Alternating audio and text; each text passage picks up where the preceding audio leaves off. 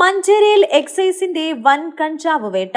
40.82 kilogram കഞ്ചാവുമായി രണ്ടുപേരെ ആഴ്ചകൾ നീണ്ട നിരീക്ഷണത്തിനൊടുവിൽ എക്സൈസ് സംഘം അറസ്റ്റ് ചെയ്തു. KL 10 AZ 6465 എന്ന നമ്പറിൽ കാറിൽ കടത്തിക്കൊണ്ടുവരികയായിരുന്ന കഞ്ചാവാണ് പിടികൂടിയത്.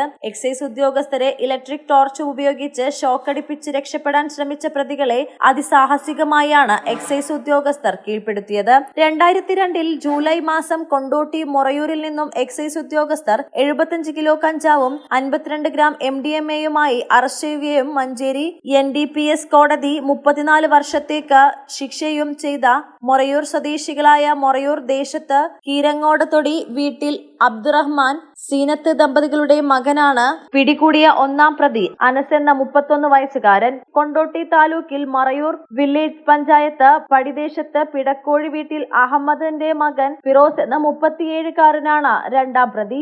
ജില്ലയിലെ കഞ്ചാവ് വിൽപ്പനക്ക് വൻതോതിൽ കഞ്ചാവ് എത്തിച്ചു നൽകുന്ന മൊത്തക്കച്ചവടക്കാരനാണ് പിടിയിലായത്.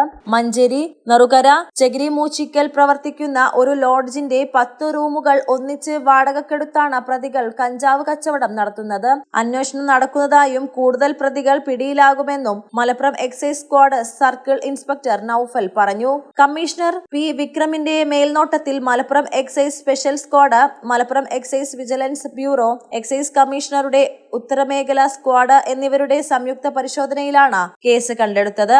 സർക്കിൾ ഇൻസ്പെക്ടർമാരായ N. Naufal, PK Muhammad Shafeeq, excise inspector T. Shijumon, assistant excise ഇൻസ്പെക്ടർമാരായ Abdul Wahab, Asif Iqbal, O. Abdul Nasar, K. Pradeep Kumar, preventive officer K. Arunkumar, civil excise ഓഫീസർമാരായ സുരേഷ് ബാബു, വിനീത്, അഖിൽ ദാസ്, സച്ചിൻ ദാസ്, അരുൺ പാറേമൽ, അമിത്, ആനന്ദ്, V. സുഭാഷ്, E. പ്രവീൺ, വനിതാ civil excise officer Dhanya KP എന്നിവരാണ് കേസ് കണ്ടെടുത്ത പട്ടികയിൽ ഉണ്ടായിരുന്നത്.